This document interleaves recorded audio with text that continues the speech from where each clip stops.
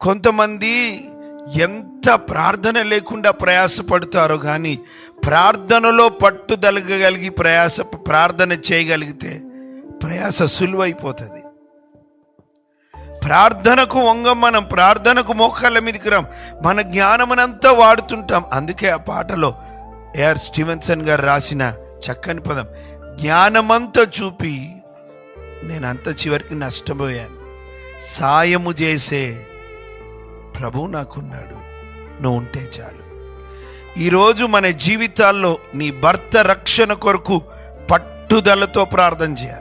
నీ భార్య రక్షణ కొరకు, నీ పిల్లల రక్షణ కొరకు, నీ బిజినెస్ కొరకు, నీ ఉద్యోగం కొరకు, నువ్వు నష్టపోతుంటే నష్టం నుంచి బయటికి రావాలని, ఆరోగ్యం కొరకు, ఆయుష్ కొరకు, అభివృద్ధి కొరకు, సమృద్ధి కొరకు, చదువులో విజయం కొరకు, ఉద్యోగంలో విజయం కొరకు. ప్రియులారా, మన జీవితంలో ప్రార్థన అంతే పెట్టుకోకండి. ప్రార్థన ఎట్లా చేయాలంట? పట్టుదల కలిగిన ప్రార్థన.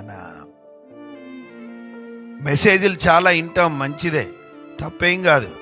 ప్రార్థన గురించి ఎన్ని మెసేజ్లు విన్నా, ప్రార్థన గురించి ఎన్ని పుస్తకాలు చదివినా, ప్రార్థన చేయకపోతే దేవుని కార్యాలు జరగవు.